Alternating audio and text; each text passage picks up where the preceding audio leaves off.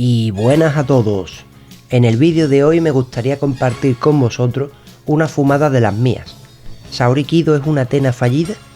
Es obvio que Saori es una diosa, ya que muestra ciertas habilidades que posee debido a su condición divina. Un caso muy parecido al de Julian Solo, pero sabemos que él nunca llegó a despertar como Poseidón al 100%. ¿Acaso a Saori le ocurre lo mismo? Veamos, en la saga del dios del mar, se ve que este detiene y devuelve los ataques con facilidad, incluso la propia flecha de Sagitario, algo que Saori también puede hacer porque la vimos en Next Dimension detener la flecha de Gestalt. Aparte, en los capítulos previos a las 12 casas, Saori le dice a Ioria que detendrá su ataque para demostrarle que es la auténtica Athena. Por tanto, Saori y Julian tienen cosmos divinos, aunque no hayan despertado al 100%. Otra cosa curiosa es que a Poseidón pudimos verlo destrozando con facilidad las armaduras de los protas, pero en el caso de Athena nunca se la ha visto mostrar el poder destructivo o de combate que debería tener como diosa, por lo que quizás Athena ha despertado entre comillas menos que Poseidón. Es posible que su cosmos no sea de pelea, sin embargo esto entraría en contradicción con otras veces en las que se mencionó que durante la era del mito Athena peleaba junto a sus caballeros, pero de eso hablaremos luego. Aparte es cierto que la sangre de Athena sí es divina, ya que sirvió para reparar las armaduras de bronce en la saga de Hades, y luego se convirtieron en Gold Cloths, algo que solo pasa cuando las armaduras reciben sangre de un dios. Respecto a Julian Solo, no sabemos si su sangre podría reparar las escamas de los generales marinos. Es cierto que en el manga de Re-Rise of Poseidon se da a entender que sí, pero tampoco sabemos si en este manga Poseidón ha despertado en su totalidad o si lo ha hecho parcialmente. Además no es un manga canónico. Ahora dejemos la comparación con Poseidón para centrarnos en Saori Kido, la reencarnación más conocida de Athena. Teniendo en cuenta todo lo dicho anteriormente, parece absurdo que Tremi de Sagita fuese capaz de herir a Saori al inicio de la batalla de las 12 casas. Pero como dijimos antes, Julian detenía los ataques fácilmente sin haber despertado aún como Poseidón, y Saori le dijo a Ioria que la atacase para demostrarle que era Athena. Por eso imagino que para que un dios evite un ataque con su cosmos, debe hacerlo voluntariamente. Es decir, Tremi fue capaz de herir a Saori porque su ataque la pilló desprevenida. Si esto fuese verdad, solo se podría dañar a un dios atacándolo por sorpresa o superando su cosmos. Otra teoría que me parece interesante es que para que Saori despertase en su totalidad como diosa, debía ser, entre comillas, bañada con la luz de su escudo, cosa que hizo Seiya cuando la curó de la flecha. En ese momento es cuando se supone que Athena despertó, entre comillas, oficialmente. Al parecer, Saori no había despertado totalmente sus poderes de diosa hasta que la luz de su escudo hizo contacto con ella mientras tenían su poder Aniké. Probablemente estos dos artefactos influyan en el despertar de Athena o contengan parte de su poder. Eso explicaría por qué Saga quería quedárselos, pues aparte de pretender usarlos, quería que Athena nunca tuviese acceso a ellos. El problema de esta teoría es que después de las 12 casas, Athena sigue viéndose inútil a pesar de que ya supuestamente ha despertado al completo. Otra curiosidad es que si lo pensamos, no tiene mucho sentido que un caballero de plata como el de Sagita tenga un ataque donde lanza una flecha dorada, ya que en la peli de Eris se ve como el ataque del caballero de Sagita consiste en lanzar solo flechas envenenadas, por lo que me parece interesante la posibilidad de que el propio Saga le diese la flecha dorada a Tremi para que la camuflase entre sus flechas fantasma.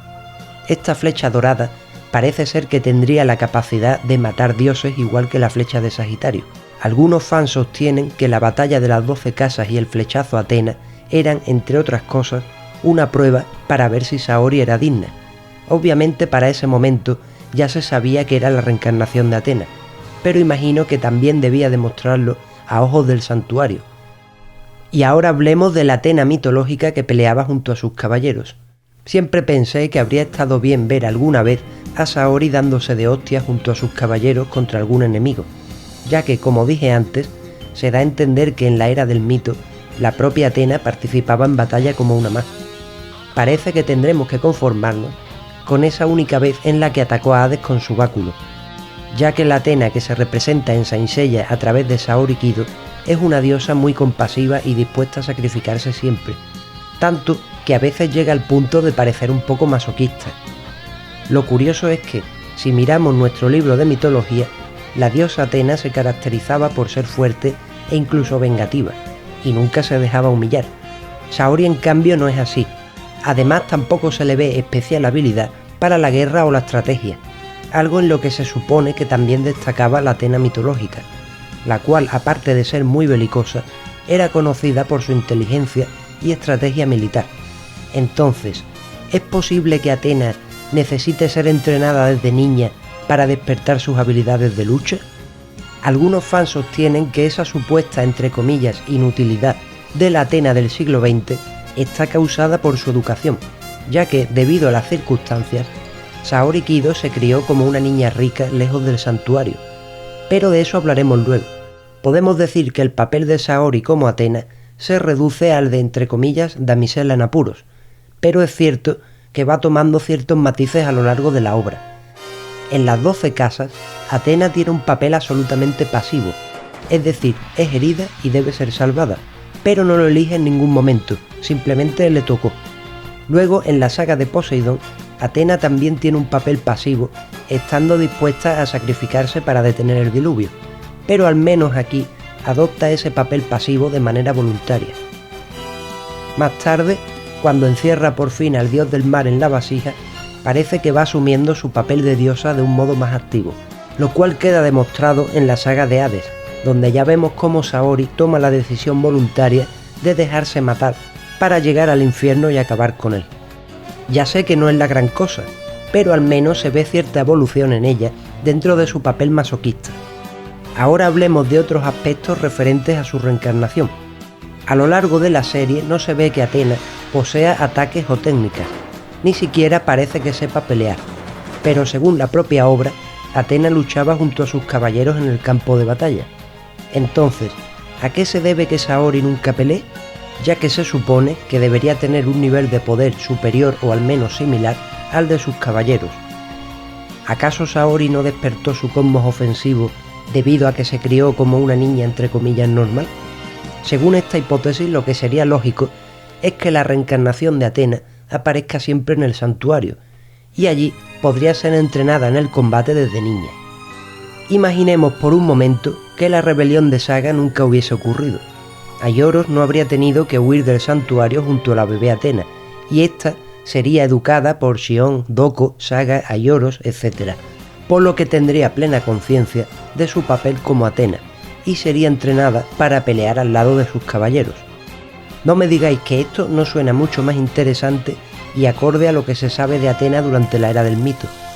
Esta supuesta, entre comillas, falta de formación desde niña podría hacer que Saori no sea capaz de despertar todas sus capacidades divinas al completo. Aunque obviamente esto es solo una hipótesis personal. Otro punto interesante es saber si cuando Saori despertó como Athena, recordó sus vidas anteriores, algo que tendría sentido porque vemos que ocurre con otros dioses como Hades y Poseidón. Pero en el caso de Athena, parece que no recuerda nada de sus vidas pasadas, ya que si así fuera, recordaría lo de su armadura, y no habría sido necesario el pifostio que se montó en el arco del santuario de la saga de Hades. Además hay que decir que después de todo, solo usa la armadura 5 minutos. Otra posible interpretación que intenta justificar el carácter pacifista que muestra Athena en la serie sostiene que la diosa debe mantenerse inmaculada, por eso no debe asesinar a nadie, ya que para eso estarían sus caballeros, los cuales combatirían en nombre de la diosa como sus Pokémon, para que ésta no tenga que derramar sangre. Los caballeros no luchan realmente por Athena en sí, sino por lo que ella representa, es decir, la justicia, el amor, la paz, etc. Así que cuando Saori hace de, entre comillas, damisela en apuros que debe ser rescatada, realmente es una metáfora de que la bondad e inocencia del mundo están en juego, y que los caballeros deben intervenir para salvarla, lo que se simboliza con el rescate de Saori y la derrota de los que intenten hacerle daño. Ya como dato curioso y final del vídeo, me gustaría contaros algo sobre la exclamación de Athena. ¿Podría ser realmente la técnica ofensiva de la diosa? tan poderosa que para imitar su poder se necesitasen a 3 caballeros de oro concentrando su cosmos al mismo tiempo. Además, eso explicaría que se llame exclamación de Atenas, ya que habría sido esta la que le mostró a sus caballeros cómo realizar el ataque en algún momento de la era del mito. Y el hecho de que la exclamación de Atenas sea una técnica prohibida podría deberse a que, aparte de ser una técnica injusta que usa el poder de 3 guerreros contra uno solo, los caballeros no la usarían como muestra de respeto hacia su diosa, ya que realmente se trataría del ataque característico de esta. Y hasta aquí el vídeo de hoy. Espero que os haya resultado interesante y, como siempre digo, si tenéis cualquier duda, sugerencia, teoría, amenaza, etc., dejadla por favor en los comentarios. Dicho esto, me despido. Muchas gracias y hasta otra.